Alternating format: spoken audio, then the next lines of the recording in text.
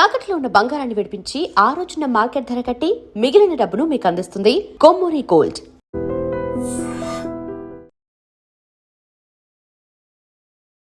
నమస్కారం. Avis vascular centre సమర్పించు ఉగాది ప్రత్యేక కార్యక్రమానికి స్వాగతం. నాతో పాటు అనంతలక్ష్మి అమ్మగారు ఉన్నారు. నమస్తే అమ్మా. నమస్తే తల్లి. మీకు ప్రేక్షకులకు శ్రీ పరాభవనామ సంవత్సర ఉగాది శుభాకాంక్షలమ్మా. అవునమ్మా, అందరికీ కూడా తెలుగువారు, మహారాష్ట్రులు, కన్నడుగులు వీరందరూ మాత్రమే ఈ ఉగాదిని సంవత్సరాదిగా చేసుకుంటారు. ఆ విధంగా చేసుకునేటటువంటి వాళ్ళందరికీ, మిగిలినటువంటి వాళ్ళకి అందరికీ కూడా పరాభవనామ సంవత్సర ఉగాది శుభాకాంక్షలు.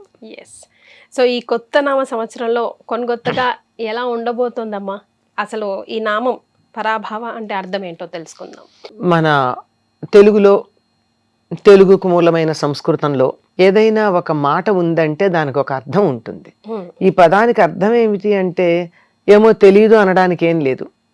తప్పనిసరిగా ఒక ధాతువు నుంచి దానికి ఆ శబ్దాన్ని సాధించటం అనే అంటారమ్మా దాన్ని, తయారవడాన్ని.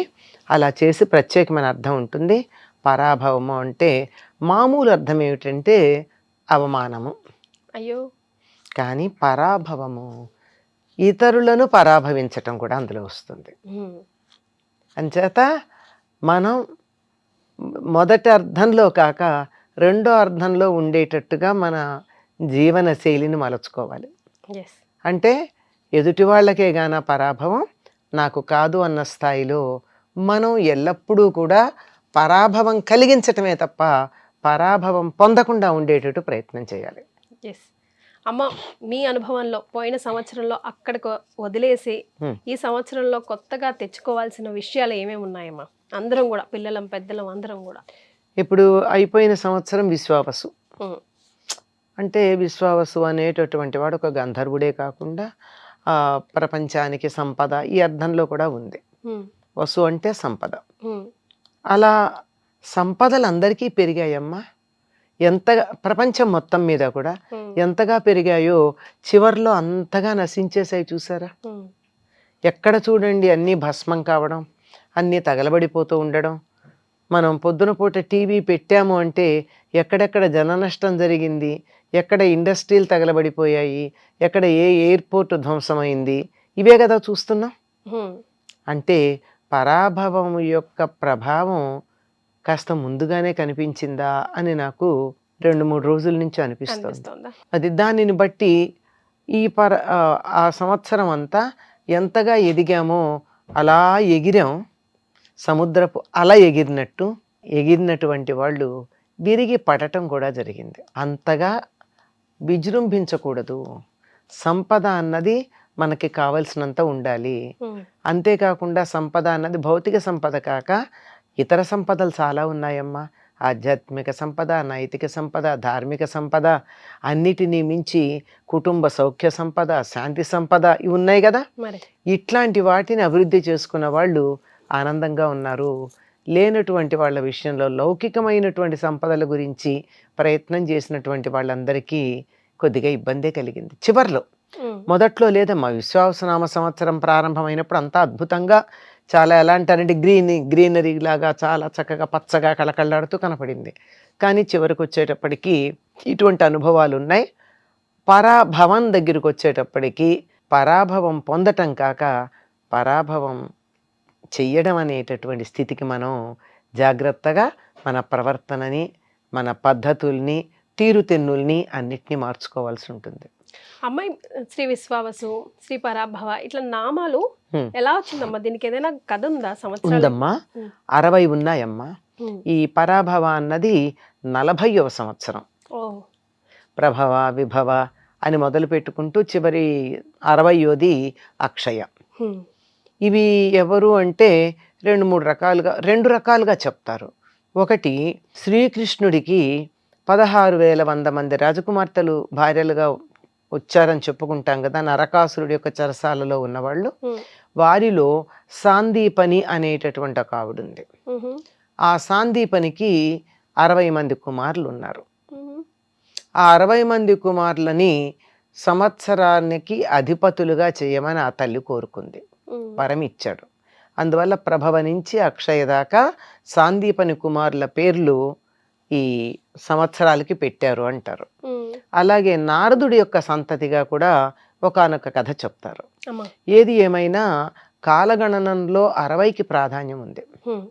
లెక్క చూస్తాం కదమ్మా, 60 సెకండ్లు 1 నిమిషం, 60 నిమిషాలు 1 గంట. ఏదైనా 60 ఉంది తప్ప 50, 100 డెసిమల్ చాలా బాగుంటుంది అని ఏమన్నా లెక్క ఉందా? డెసిమల్ లెక్క లేదు, 60లోనే ఉంది. అందుకనే ఆ 60 మాత్రమే మనకి పేర్లు చెప్పారు. 60 అయితే ఒక ఆవృతం అవుతుంది. దానికే మన వాళ్ళు 60కి షష్ఠి పూర్తి అని చేస్తారు. పుట్టిన సంవత్సరం వస్తుంది షష్ఠి పూర్తికి. అందువల్ల ఆ సంవత్సరానికి ఒక రౌండ్ పూర్తయింది ఆవృతం, కొత్త ఆవృతం ప్రారంభమైంది, కొత్త జీవితం ప్రారంభమైంది అని చెప్తారు. అట్లా 2 రకాల స్టోరీస్ ఉన్నాయి కదా అమ్మ. షడ్రుచులకి ఉగాదికి సంబంధం ఏంటి? ఉగాది అనగానే మనము కొత్త పంచాంగంతో పాటు ఉగాది పచ్చడి చేసుకొని తింటాం ఖచ్చితంగా. షడ్ అంటే కూడా 6 కదమ్మా. అంటే ఇది మన పండగలన్నీ కూడానమ్మా ప్రకృతిని అనుసరించి ఉండడంతో పాటు ఆరోగ్య పరిరక్షణ కూడా దృష్టిలో పెట్టుకుంటాయి. ఇప్పుడు ప్రకృతిలో వచ్చే మార్పులకు అనుగుణంగా మనం ఆరోగ్యానికి సంబంధించిన నియమాలు కొన్ని పాటిస్తే కదా బాగుంటాం. ఇప్పుడు వేసవికాలం వచ్చాక కూడా నేను అన్ని వేడిగా ఉండేటట్టు తింటాను అంటే కుదరదు, చలవ చేసేవి కావాలి. అంతే కదా. వాతావరణం మబ్బుగా ఉన్నప్పుడు బలంగా ఉండే పదార్థాలు తింటే అరగవు. సందర్భాన్ని బట్టి వేసవికాలం వచ్చేప్పటికి ఆహారంలో మార్పులు వస్తాయి, శీతాకాలంలో మార్పులు ఉంటాయి, వర్షాకాలంలో మార్పులు ఉంటాయి, అట్లాగే వస్త్రధారణలో మార్పులు ఉంటాయి కదా. అదేవిధంగా మనం గమనించుకుంటామో గమనించుకోమో ఇప్పుడు వచ్చేటటువంటి అనారోగ్యాలు ఏమున్నాయి, ఆ అనారోగ్యాలు మన దగ్గరికి రాకుండా ఉండడానికి ఏం చేయాలి అని ఆలోచించి 6 రుచులతో ఉన్నటువంటి ఉగాది పచ్చడిని మనకి పెట్టారు. అంటే జీవితంలో ఉండేటటువంటి 6 రకాలైన రుచులకి ఇవి సంకేతంగా చెప్తారు. షడ్రుచులుగా ఉండేది. పైగా ఇక్కడికి వచ్చేటప్పటికి, తెలుగు వాళ్ళ దగ్గరికి వచ్చేటప్పటికి ఏమిటంటే అన్ని కొత్త పంటలు వచ్చి ఉంటాయి.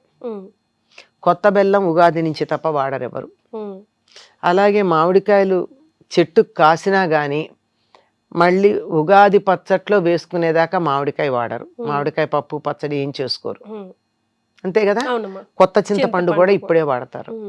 ఎందుకంటే డిసెంబరు జనవరిలో చింతకాయలు వచ్చేస్తాయి, పండుతాయి, ఇప్పటికి వస్తాయి కనుక కొత్త చింతపండు ఇప్పుడే వాడతారు. అలాగ అన్ని కొత్త వాడే ఇప్పుడే మొదలు పెడతారు. దీంతో పాటుగా ఈ సంవత్సరం అంతా కూడా మనకు అనారోగ్యం చేయకుండా ఉండాలంటే శ్వాసకోశ సంబంధమైనటువంటి వ్యాధులు కానీ జ్వరము మొదలైనటువంటివి కానీ రాకుండా ఉండాలి అంటే నింబ పల్లవ భక్షణం అనేది ధర్మశాస్త్రాలు చెప్పాయి. నింబ పల్లవం అంటే వేప చిగుళ్ళు. అమ్మ పల్లవాలు తింటామా మనం అని దాంట్లో వేప పువ్వు వేసుకుంటారు. యాక్చువల్గా అయితే పల్లవాలు తినాలి. అమ్మో నిజంగానమ్మా ఎర్ర రంగులో ఉండేటటువంటి వేప చిగుళ్ళు చేదుగా ఉండవా? పెద్ద చేదుగా కొద్దిగా వగరగా అనిపిస్తాయే తప్ప పెద్దగా చేదేం ఉండవు. నిజానికి వేపాకు కూడా మనం తాగే కోకాకోలా అంత చేదేం ఉండదమ్మా, షుగర్లెస్ కాఫీ అంత చేదు కూడా ఉండవు. ఇవన్నీ మనకు అలవాటైపోయాక ఇంకా దాని గురించి ఏమంత చేదు గురించి ఆలోచిస్తాం కదా. వేప చిగుళ్ళు ఇవన్నీ కలిపి వేసుకునేటప్పటికల్లా మనకు వీటికి అంతా ఏదైనా సరే ఒక తినే పదార్థం నాలుక మీద రసంగా మారాలి అంటే సహకరించేది ఉప్పు. ఉప్పు లేనిదే అసలు మనకి ఏ రుచి నాలుక అంటది. తీపిలో కూడా చిటికెడు ఉప్పు పడాలి. పంచదారతో చేసే స్వీట్లలో తప్పనిసరిగా చిటికెడు ఉప్పు వేస్తారు, బెల్లంతో చేస్తే అక్కర్లా, ఎందుక సహజంగా ఉంటుంది గనక. ఇవన్నీ కలిపి 6 రుచులు తయారయ్యాయి గనక 6 రుచులతోనూ ఒక్కొక్క రుచి. బెల్లం తీపి, చింతపండు పులుపు, మామిడి పిందెలు వగరుగా ఉండాలి. అవి మామిడి పిందెలు వగరంటే తొక్కతో వేయాలి. తొక్క తీసేసి లోపల ఉన్నటువంటి మామిడికి లోపల ఉన్న గుంజు వేయడం కాదు, తొక్కలో ఉంటుంది వగరు, ఉమ్. వేప పూత, చేదు. చేదు, తర్వాత ఉప్పు, కారం, కారం, మిరియాలు. మిరియాలు. ఉమ్. ఇది వేసి 6 రుచులతోనూ చేస్తారు. ఇంకా దీనికి అనుపానంగా కొద్దిగా ఆవు నెయ్యి వేయడం కానీ, అంటే లోపలికి ఆహారం కలగడానికి చేస్తారు. కొద్దిగా ఆవు నెయ్యి వేసి కలుపుతారు ఈ 6 కానీ తర్వాత రోజుల్లో వీటిని అసలు ఈ ఉగాది పచ్చడిని ఆరోగ్యం మాట నుంచి ఆహారంగా పిండి వంటలాగా చేయడం మనం చూస్తాం. అరటిపళ్ళ ముక్కలు వేస్తారు, జీడిపప్పులు వేస్తారు, అన్ని రకాల డ్రై ఫ్రూట్స్ వేస్తారు, చెరుకు ముక్కలు వేస్తారు, ఇట్లా రకరకాలు వేసి చేస్తారు. ఇవన్నీ తర్వాత కావాలంటే అనుపానంగా అందంగా వేసుకోవచ్చు, కానీ ప్రధానంగా ఈ 6 రుచులు ఉండాలి.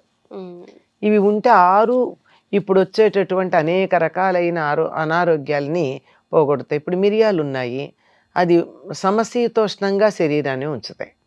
వేడి చేస్తే చలవ చేస్తాయి, చలవ చేస్తే వేడి చేస్తాయి, రెండు చేస్తాయి మిరియాలు. తన వేప పువ్వు గురించి చెప్పాను. నిజానికి 4 రోజులు గనక ఉదయం పూట వేప చిగుళ్ళు గనక తినగలిగినట్టయితే పరగడుపున సంవత్సరం మొత్తం మీద ఎటువంటి రోగాలు రావు. అంత పవర్ఫుల్. అసలు వేప గాలే చాలమ్మా. ఏమీ లేకపోతే వేప పువ్వు ఉంది, వేప పువ్వు ఇందులో వేయడం కాదు, దాన్ని చాలా జాగ్రత్తగా సేకరించి అట్టే పెట్టుకుని కొంచెం ఎండాక కొద్దిగా ఒక చుక్క నెయ్యి వేసి, ఒక ఎక్కువ కూడా అక్కర్లా, మామూలుగా మూకుట్లో డ్రైగానే ఉండాలి, అలా వేయించేసి ఉప్పు వేసి కలుపుకొని తింటే కడుపులో నురుపులు కానీ, ఆ తర్వాత కడుపు నొప్పి కానీ ఇలాంటివి ఉంటే పోతాయి. అంత మంచిదమ్మా వేప. అందుకే కదా ఆ వేప మీద పేటెంట్ విదేశాలు అడగడం, అదంతా హంగామా. కనుక 6 రుచులు, ఆ రుచులకి సంకేతం, ఆరోగ్యానికి ఆహ్వానం. ఎస్. ఒకవైపు మనం ఈరోజు వీడియో షూట్ చేస్తున్నప్పుడు World War III రాబోతుందా అన్న చందాగా నడుస్తూ ఉంది. యుద్ధం వాతావరణం అయితే చాలా ప్రదేశాలకి, దేశాలకి అంటుకుంది కూడా. సో రాబోయే సంవత్సరం, బికాజ్ ఇది మన న్యూ ఇయర్, తెలుగు వారి సంవత్సరాదే కాబట్టి రాబోయే సంవత్సరంలో ఎట్లా ఈనాటి కాలం పిల్లలు జెన్జీ బ్యాచ్ అంటున్నారు కదా, ప్రిపేర్ అయి ఉండాలి నీ మాటగా ఓ మాట. మీరు World War III రాబోతోందంటే పేరు పెట్టలేదు, కానీ దరిదాపుల్లో అలాగే జరుగుతోంది. ఓ పక్కన రష్యా ఉక్రెయిన్ జరుగుతోంది, ఇటు పక్క ఇరాన్ ఇజ్రాయిల్ జరుగుతోంది. ఇజ్రాయిల్కి ఏమో అమెరికా సపోర్ట్ చేస్తోంది, ఇరాన్కి మేము కొంతమంది సపోర్ట్ చేస్తామంటున్నారు, ఇటు ఇజ్రాయిల్కి మరి కొంతమంది సపోర్ట్ చేస్తామంటున్నారు. ఒక్కొక్కళ్ళు డిక్లేర్ చేసేస్తున్నారు, మేము వస్తాం జాగ్రత్త అని చెప్పి పక్షాలు తీసేసుకున్నారు ఆల్రెడీ.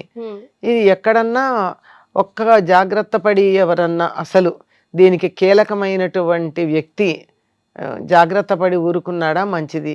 ఆయన వైద్యులు కూడా మానసిక స్థిరత్వం లేనివాడు అన్నట్టుగానే చెప్పారు కదా. మరి అదేదన్నా గట్టిగా అనుకుని దీనికి మూలంగా ఉన్నటువంటి వ్యక్తి ఊరుకుంటే సరి, లేకపోతే దాన్ని 3వ ప్రపంచ యుద్ధం అని పేరు పెట్టినా పెట్టకపోయినా ప్రస్తుతం జరుగుతున్నది అదే. ప్రపంచంలో అనేకమైనటువంటి వ్యక్తులు, మనుషులు చనిపోవడంతో పాటుగా సంపద నశించింది కదా. ఎంతంత భవనాలు, ఇండస్ట్రీసు, ఆయిల్ రిఫైనరీస్ ఒకటేమిటి, నశించందేముంది, అన్నీ నశించేస్తూ ఉన్నాయి. ఇప్పుడు ఇబ్బందిగా ఉంది. అమెరికా సంయుక్త రాష్ట్రాల్లో కూడా పెట్రోల్ రేటు పెరిగింది, భయంకరంగా పెరిగింది అంటున్నారు. దానికి ఏదో రీజన్ చెప్తాడు. ఇరాన్ నేను యుద్ధం మానేస్తానంటే తప్ప పెట్రోల్ రేటు తగ్గదని ఒక డిక్లరేషన్ కూడా ఇవ్వడం జరిగింది. ఏం జరుగుతాయో మనకి తెలియదు, కానీ పరాభవం అనేటటువంటి పేరు ఏదైతే ఉందో దానికి తగినట్టుగా ఎంతమందికి పరాభవం జరుగుతుందో, ఎవరు పరాభవం పొందుతారో చూడాలి, తప్పదు. కాకపోతే మీరు అన్నట్టు జంజీ ఎలా ఉండాలి అంటే కొంచెం తెలివిగా ప్రవర్తించాలి. వీలైనంత వరకు విదేశాలకు వెళ్ళాలనేటటువంటి మోజు కొంచెం తగ్గించుకోవడం మంచిది. ఎక్కడికెడితే తిరిగి వస్తారో రాలేరో అనేటటువంటి పరిస్థితి ఉంది కదా. అంచేత ఉన్నంతలో ప్రపంచం మొత్తం మీద ప్రస్తుతం సురక్షితమైనటువంటి దేశం ఏదయ్యా అంటే భారతదేశంగానే ఉంది. కొంచెం చైనా కూడా పర్వాలేదు, ఎందుకంటే చైనా వ్యాపార దృష్టితో వెళ్ళిపోతుందే తప్ప ప్రత్యేకంగా ఆ యుద్ధంలో పాల్గొనడం కానీ, తన సైన్యాన్ని యుద్ధానికి పంపడం కానీ చేస్తున్నట్లేదు. లేదా సపోర్ట్ చేస్తాను ఒక చిన్న మాట అయితే అనేసింది. అందువల్ల క్షేమంగా ఉండాలి అంటే భద్రంగా ఉండాలి అంటే, కడుపులో చల్ల కదలకుండా ఉండాలి అంటే, అత్యాశలకు వెళ్ళి ఏదో రకాలైనటువంటి కలలు కంటూ ఎక్కడో ఏదో అవుతుందనేటటువంటి ఆకాశహర్మ్యాల మీద వెళ్లకుండా ఉంటే పేకమేడల్లాగా అవి కూలిపోయాయని బాధపడాల్సిన పని ఉండదు. అంచేత జంజీ కొంచెం జాగ్రత్తగా ఆలోచించండి. ఏదో అక్కడొచ్చే డబ్బు మాట అటుంచి అక్కడ ఉన్న వాతావరణం మీద మోజుతో వెళ్తున్నారు కానీ దానికన్నా ఇక్కడ వాతావరణం, ఇక్కడ పద్ధతులు ఎంత భద్రతనిస్తాయో జంజీ అర్థం చేసుకుంటే చేసుకోవాలని మనస్ఫూర్తిగా కోరుకుందామమ్మా. దానికి మన వంతు కృషి చాలా ఉంది. మన వంతు కృషి అంటే ఎవరింట్లో వాళ్ళు తల్లిదండ్రులు పిల్లలకి చెప్పాలి. ఎంతమంది చెప్తున్నారమ్మా? అంటే వాళ్ళ స్వేచ్ఛకు అడ్డు తగలటం కాదు కానీ మంచి చెడు వరకు చెప్పాలిగా. ఇది చేస్తే మీకు మంచిది, ఇది చేస్తే నష్టం, ఆలోచించుకోమని చెప్పాలి కదా. అవన్నీ అన్నా చెయ్యాలి. థ్యాంక్ యూ సో మచ్ అమ్మా. ఉగాది శుభాకాంక్షలు మీ అందరికీ కూడానమ్మా. తప్పకుండా పరాభవనామ సంవత్సరం కూడా అనేకమైన విజయాలు మనకు కలిగించాలి అందరికీ అని కోరుకుంటూ ఉగాది శుభాకాంక్షలు. And for more videos, please subscribe to iDream. Please subscribe to iDream. Please subscribe iDream. And please subscribe to iDream. For more videos, subscribe to iDream. please like, share and subscribe to the channel. Congratulations, iDream. Subscribe to iDream. Subscribe to iDream. So subscribe to iDream Media.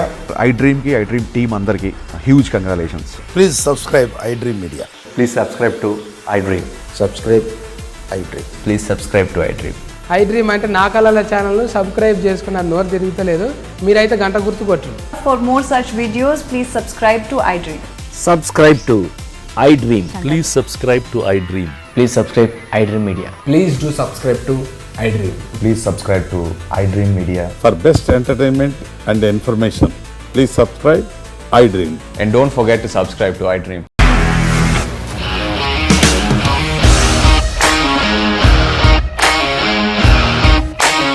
ఇండస్ట్రీలో commitment issues వస్తే నీకు కూడా వచ్చినట్టు morning తీసుకెళ్ళాలంటే కొట్టి పడేస్తాడు.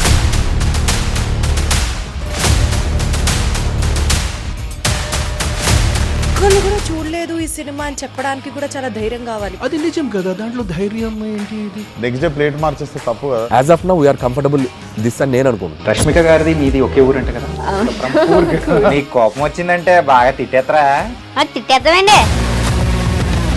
నిజంగా game ని ఎలా చేంజ్ చేయగలిగారు? ఏపీఎస్ఎఫ్సి వాళ్ళకి 6 నెలల్లో నేను 6 లక్షలు కట్టా. బిజినెస్ చేయాలనుకుంటే it is as difficult as riding a tiger.